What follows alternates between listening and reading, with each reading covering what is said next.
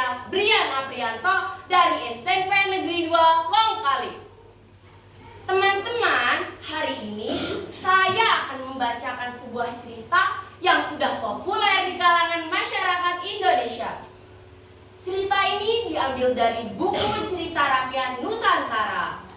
Cerita yang akan saya bacakan berasal dari Jawa Timur yang berjudul Legenda Reok Ponorogo.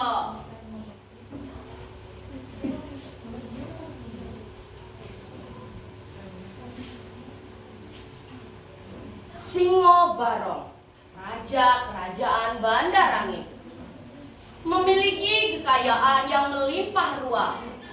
Selain itu, ia sakti mandraguna. Namun, sewenang-wenang dalam memegang pemerintahan. Tak seorang pun yang berani menentang raja yang berbadan manusia dan berkepala harimau itu. Suatu ketika, Pati Inderkila dipanggilnya menghadap. Pati, kekurangan yang kumiliki saat ini adalah belum adanya permaisuri, kata Singo Barong. Baginda, hamba mendengar kabar kecantikan Dewi Sanggalangit dari kerajaan Kediri. Kata orang, kecantikannya tidak tertandingi, kata Inderkila.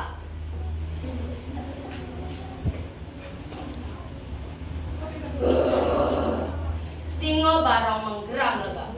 Aku tugaskan kau untuk pergi ke kerajaan Kediri. Tujuannya untuk melamar Dewi Sanggalangit untuk aku.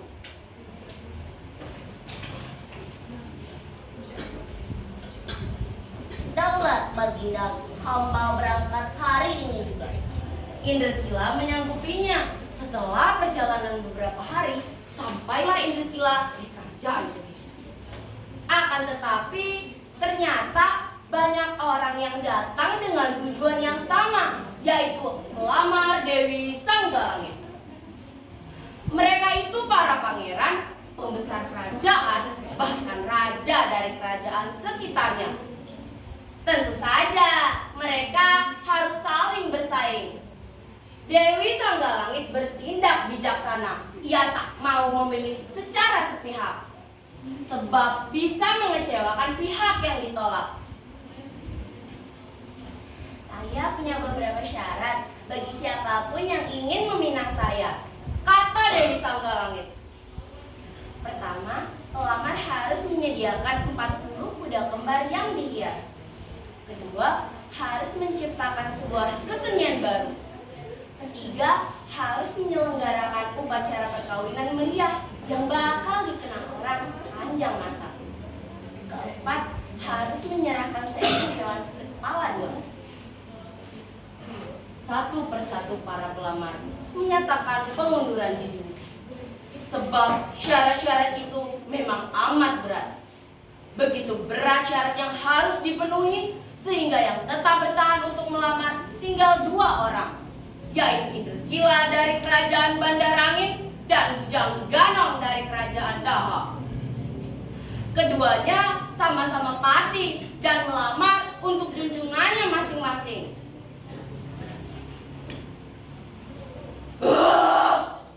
Singo Barong menggeram tak kalah mendengar banyaknya syarat yang dilaporkan Inderkila. Namun tekadnya sudah bulat. Apapun syaratnya, ia harus mempersunting Dewi Sanggalangit. Mulai saat ini, siapkan seluruh syaratnya, Pati! Teriak Singo Barong memerintah.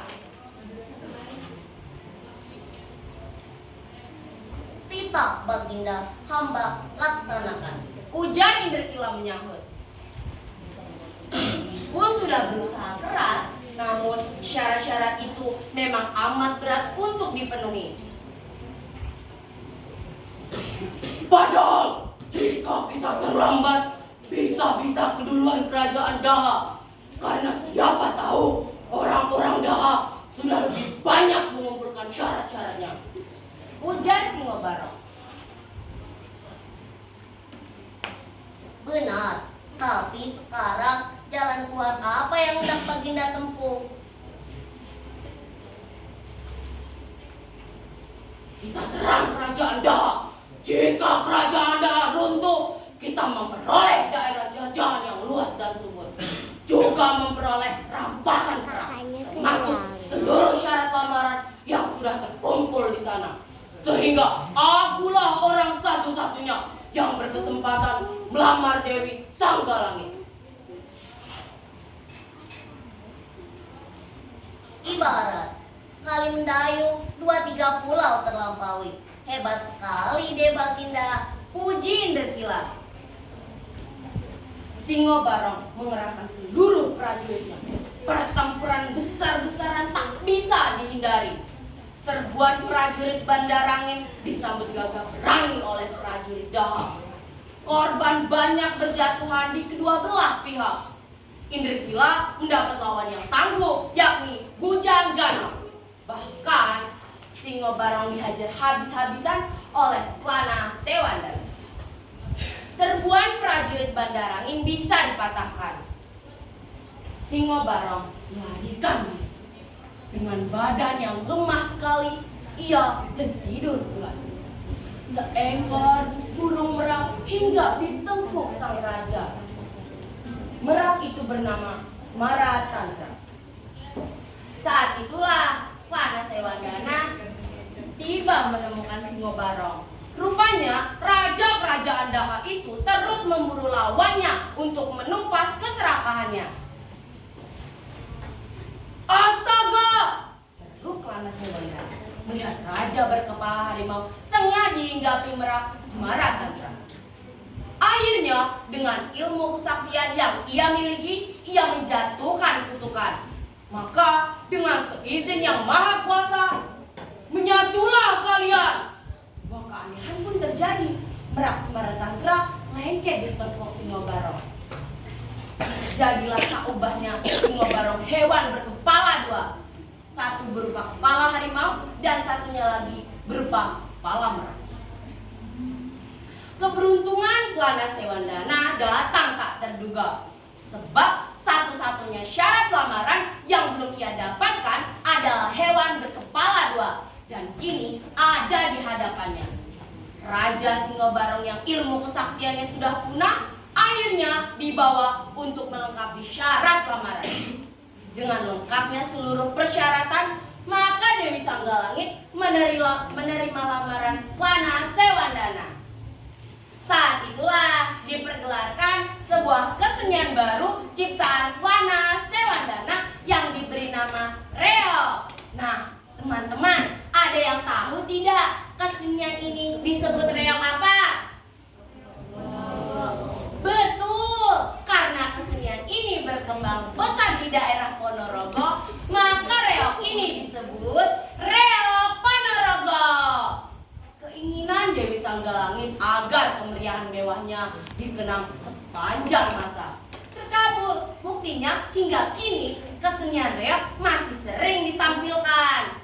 Perlengkapannya pun meniru saat pertama kali dipagelarkan, meskipun hanya sebatas lambang. Misalnya, para penari kuda lumping yang berpakaian seragam melambangkan 40 kuda kembar berhias. Seorang pemain berdandan raja dengan topeng merah adalah lambang Raja Klana Sewandana. Dua orang pemain yang sering disebut Pentul dan Tembem melambangkan Pati Inderkila dan Pati Bujanggana. Seorang pemain putri cantik yang sering diusung di atas kepala reog melambangkan Dewi Sanggalangit.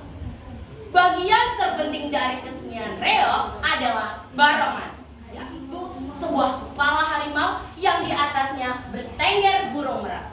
Dengan bulu mekat indah itu lambang kepala Raja Singobarong dan Merak Smaratantra yang lengket jadi satu. Nama barongan pun diambil dari nama Singobarango. Oke semuanya, terima kasih telah mendengarkan cerita dari saya yang berjudul Legenda Reog Ponorogo. Dari Irian banyak cendrawasih, roti mengembang diberi ragi. Cukup sekian dan terima